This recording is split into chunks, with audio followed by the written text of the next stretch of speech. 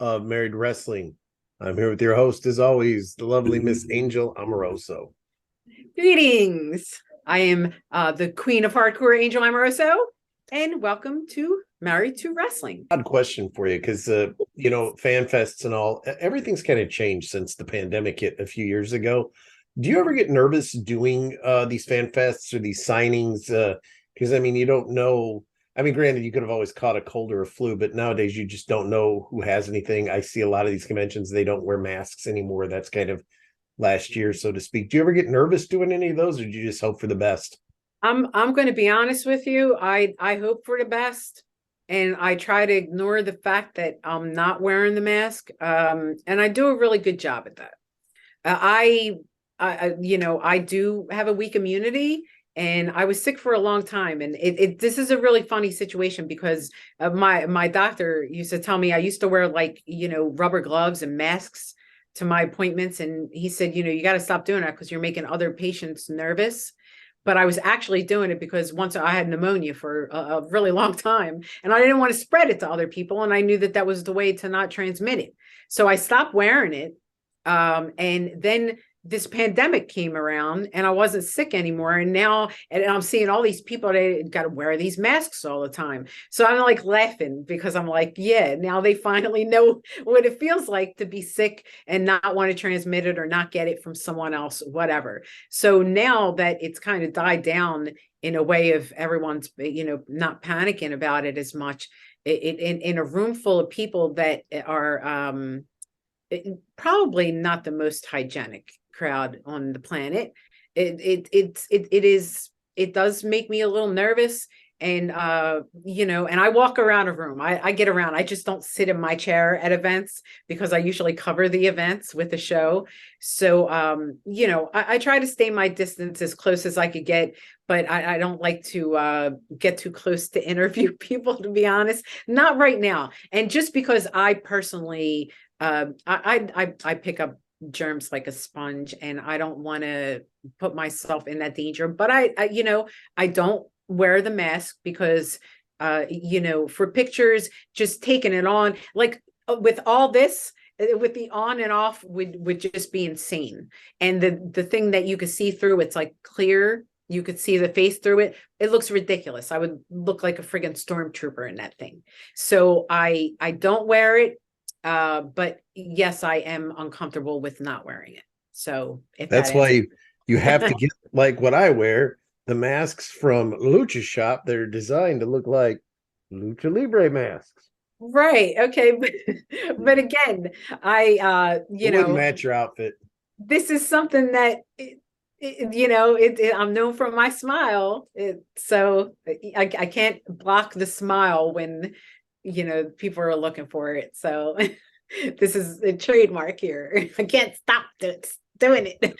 But yes. So moving on to after the wrestling just a little bit to kind of end this off. Who was your favorite wrestler? Like, who was the first woman wrestler you've seen in a match and you were like, oh, okay, I like women's wrestling now? Well, I'd like to say the Glow Girls, but all kidding aside, it would have to be Sensational Sherry, because I saw her first in AWA. Always had a crush on her. Always, I thought she was so talented. She looked like she could beat the shit out of most of the guys there. She was a great wrestler. She was a great manager. I always liked her. And she passed away. I never got the chance to meet her. When she passed away, I was very sad. I really, really did like her. Great thing about her is she not only looked like she could beat the shit out of people, but she actually could.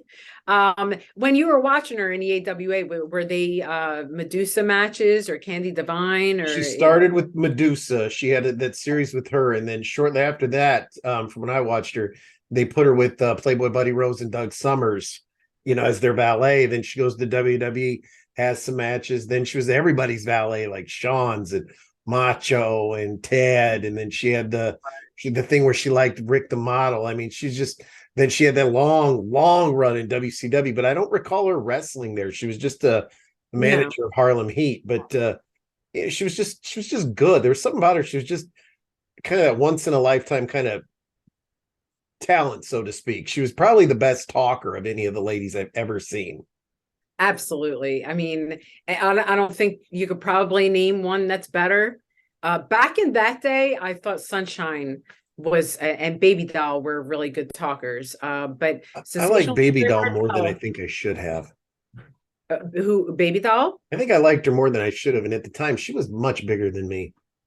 No, hey, but she, a husky woman, but just as tough as any of the guys. And if you ever saw her working back then, she could work her tail off and did, and then she got into great shape. I don't know if you remember when she actually, started with the bodybuilding after she married Sam Houston, got in great shape bodybuilding. But she was looking good, and still, like, I saw her at the Icons convention at when was it? December at the ECW arena, and still looks like Baby Doll, but just older. That's all.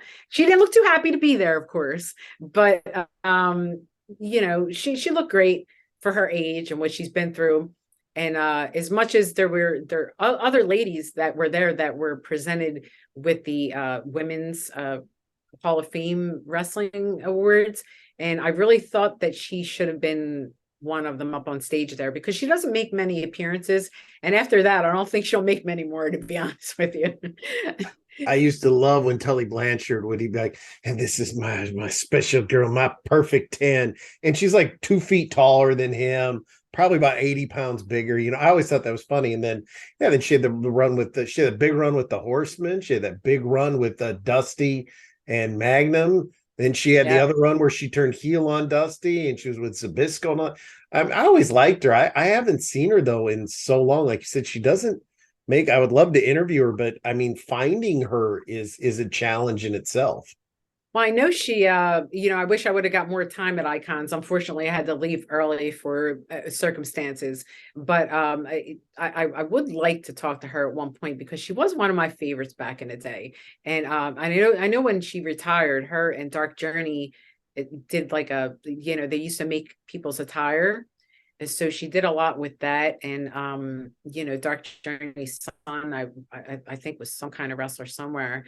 But all the ladies of that time, it's funny that I read something the other day, and Missy Hyatt had made an appearance at Baltimore Celeb Fest.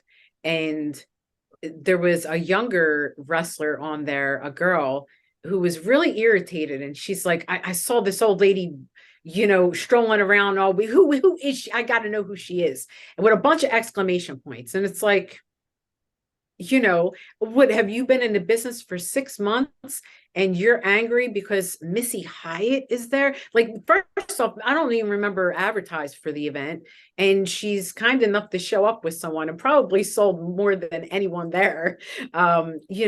If it wasn't for Missy Hyatt, a lot of ladies would not be in wrestling. Missy Hyatt, another woman who held so many positions in wrestling, all of them, wrestler, announcer, valet, manager, like anything you could think of. Like, those ladies back in the day held every position that they could and did it very well.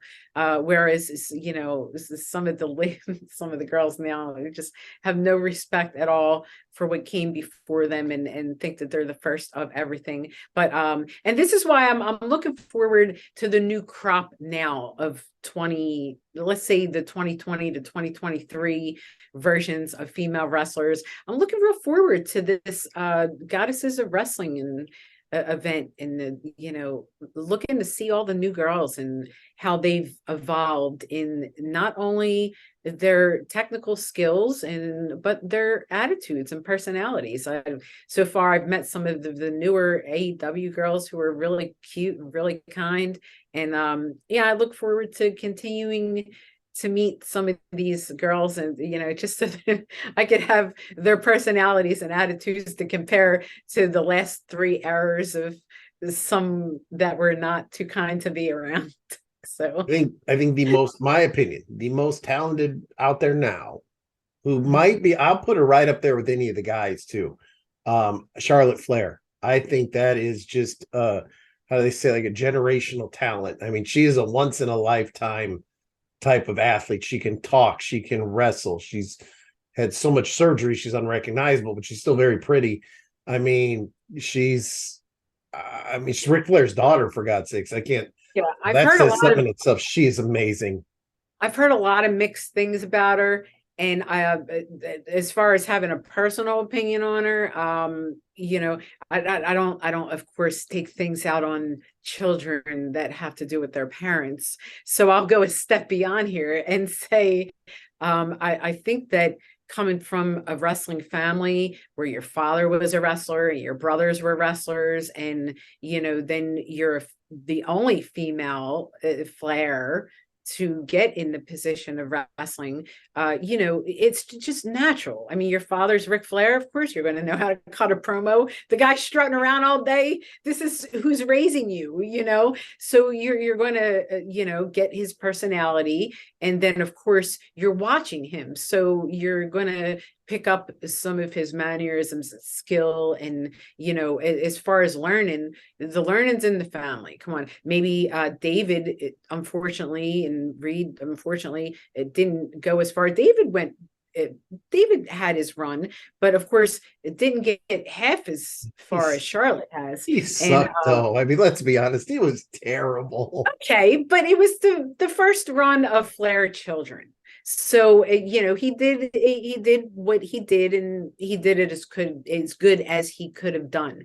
Obviously his sister was paying a lot more attention, and she got it down pat and made a huge success for herself. And congratulations to her. If she's one of the best, then the apple doesn't fall far from the tree, I suppose. And bravo. David was awful. Okay, for starters, like my forearm is bigger than his bicep. And two, I remember he's doing these vignettes with Crowbar. Devin Storm? Okay. Yeah.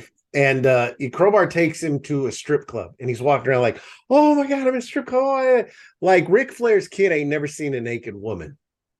I mean, this was just the dumbest shit I've ever seen. And the kid was, maybe if they would have sent him to an actual school and he trained for a few years, but I mean, in his defense, they just pulled him out of basically Ric Flair's house, threw him on TV. But I mean, he probably got paid very well, I would assume. But so, okay, now that you brought up David and see, which is something I think was more part of his personality gimmick at the time, it's what you're probably viewing as kind of downgrading him a little bit. But what did you think of his pairing with Daphne? What did you think about Daphne? I like Daphne to a point. I liked her more so in TNA or Impact, because you got to see more what she could do over there. I mean, she's pretty, but all she did was scream. I mean, that was her gimmick. Like, we're going to put you David Flair, you're going to like David Flair, and you're going to yell. There was nothing really there. I thought the three of them did okay together with what they had, but when she moved over to Impact or TNA, whatever it was at the time, I liked her. She showed that she actually had a lot of skill. She unfortunately suffers from some of the issues that I do, or she did, and she's no longer with us. She very unfortunate, but for her time, absolutely one of the best. And she started a lot of things that some girls were afraid to do. So, God rest her soul. I was very mad when she passed away, not because, like, I mean, to take your own life, I can't imagine why someone would do that. But my complaint with her is I happened to be on Twitter that day when she posted something like, I don't even remember. It's been so long, but all these other people, and you all know who you are, wrestlers, don't do it. Oh, don't do it. Think about what you do. Quit fucking tweeting her. Call the goddamn cops in her area. Don't sit there on, I hope you don't do. She's not reading this anymore. She's, don't sit there all evening trying to talk to her on Twitter. Call the goddamn cops for a wellness call. That infuriated me. It's really a shame that, we're losing so many to the senselessness. It's really senselessness. And sometimes all it takes is a conversation. But, unfortunately in this episode that didn't happen, but she was really talented and a really cute girl, and it's a shame that she came to such a horrible demise. Moving on with what do you think about Wendy Richter as her role in professional wrestling, and as she was just inducted into the Hall of Fame? I liked her. I'm not gonna lie to you. At that time, I liked Moolah. because Moolah was a dirty fighter, and I always liked the heels. Wendy Richter, she's pretty, and I didn't think she was overly talented, but that was also in an era when you were kind of 90% you were hired based on looks. This is just my opinion. She tried very hard to be girl Hulk Hogan, but yeah, I don't know. I something about Moolah I like better because she'd poke you in the eye and she'd scratch you and she'd grab you by your hair and throw you. And I'm willing to bet in real life she would have beat the living shit out of Wendy Richter too. So I was more of a Moolah guy. Should be a t-shirt. I'm a Moolah guy.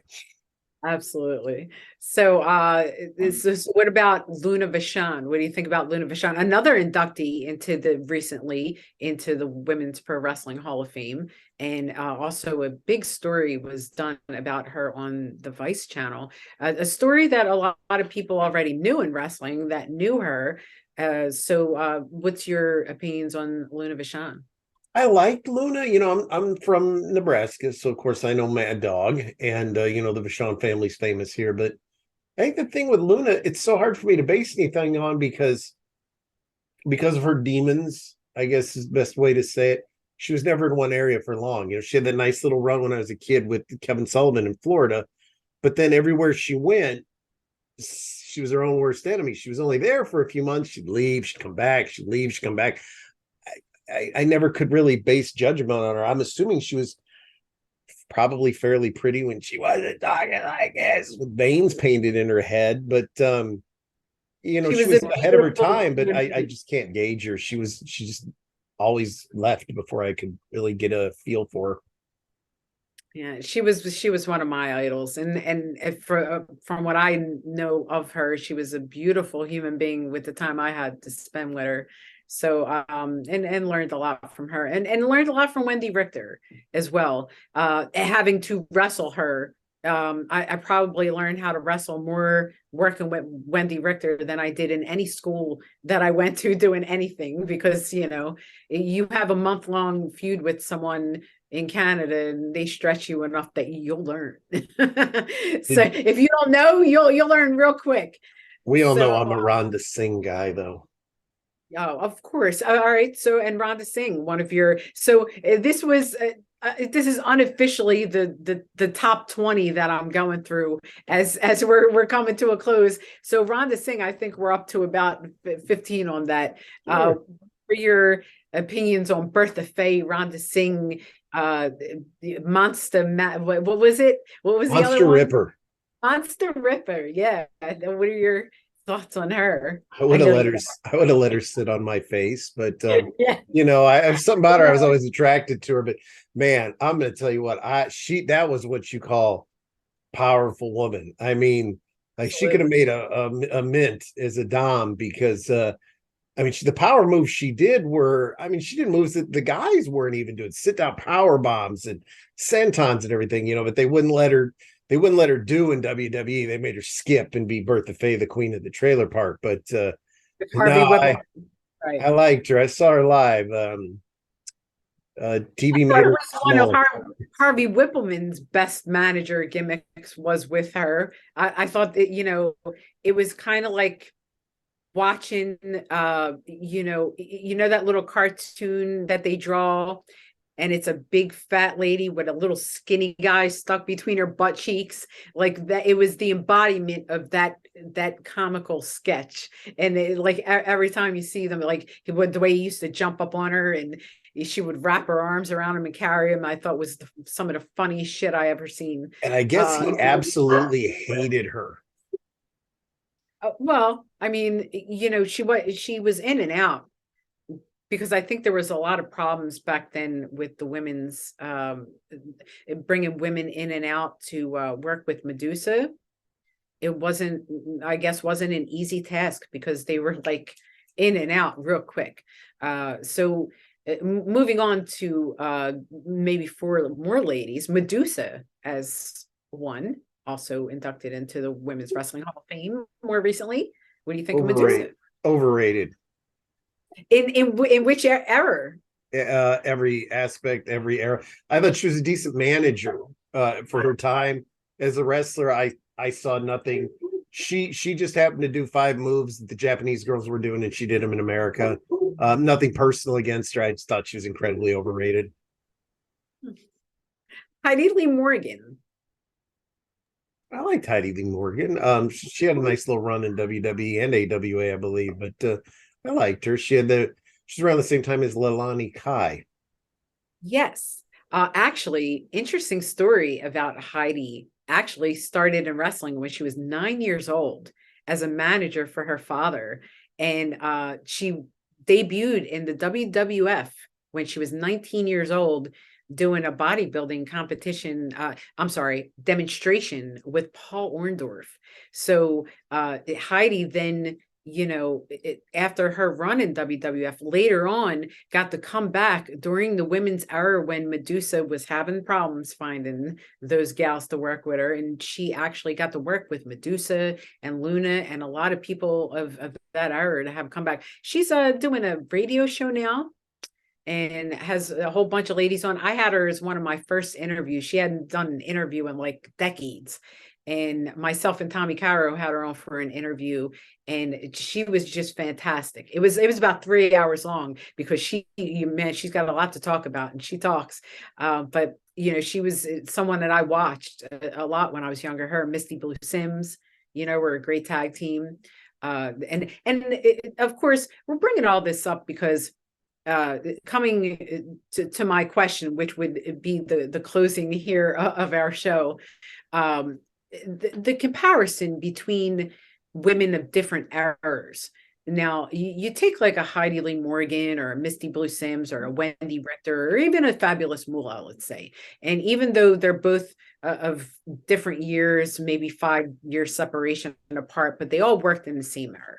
So compared to the ladies who are working right now that you know of on mainstream TV, in comparison, now, if you took who would you take from a WWF, let's just say 20 years ago, and who would you put them up against in AEW, who's at the top of their game as ladies? We're talking about lady wrestlers, not men. So 20 years ago, WWF lady, Sherry. I'm sorry, WWE, and of right now, AEW lady. Who would you put against each other? Sherry Martel, I think, was the most talented of that era, and I think Gotta be alive. They got to be alive. Oh, they got to be alive. Oh shit! All right, that would make it harder. AWA is easy because I actually only think they have one girl there that actually has a ton of talent in AWA, and that's Ruby Soho. I would put her against. Truthfully, I'd put her against Medusa. That'd probably be a pretty good match. Okay. See, WWE, I think, has the more talented women. I won't lie.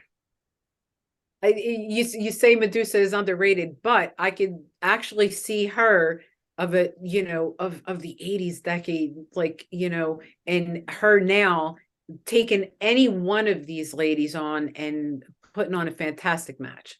Like, I don't think Medusa has lost a step, and everyone has their opinion. You might think she's overrated, and I might think that she's probably one of the greatest female wrestlers that has ever stepped in the ring. I'd pick one we didn't mention too, Bull Nakano. Oh, my list of 15 wasn't over, but I figured maybe we would pick up where we left off on another show, because I do like to talk about ladies wrestling and past ladies wrestling and current ladies wrestling, and I have some things coming up. So we'll save some of the other ladies for another conversation and another show. So let me ask you a quick question. Yes. Speaking of ladies wrestling, were Mae Young and the Fabulous Moolah lovers? From what I understand, hot rumor. Yeah, I mean, from what I understand, they were they were partners for a long time. Before anybody start cracking the gay nuts open, I think they were the first known couple to be a couple, other than, I guess Pat Patterson and Rick Martel were showing up at SummerSlams and WrestleMania. Really? Oh yeah. I knew that about Pat. I didn't know that about Rick. Oh, okay. Well, everyone finds out something new every day. Yeah, this is new to me. Yeah. The model, for God's sake. An arrogance spray. Hey, well, models are good looking, and everyone has to have a piece of them. So listen, I wasn't there. Honestly, I wasn't there. But you know, stories are told and everyone knows what they know. And I think that's pretty much public. It's been public for a long time. So, you know, congratulations to them. Let them crack More, open a bottle more of power champagne. to you. That's for all I care. I mean, Pat it Patterson doesn't was matter a to me. Pat Patterson was a genius when it came to booking. I don't have a bad word to say about Pat Patterson. Well, I I've never mean, met him. So. we could sit here all night and say bad words about people if we'd like, but let's not take it in that direction so much, and leave it where it's at until next week. I am the queen of hardcore, Angel Amoroso, for Married to Wrestling, and my co-host Corey Gomez saying have a nice night and a nice life. Good night.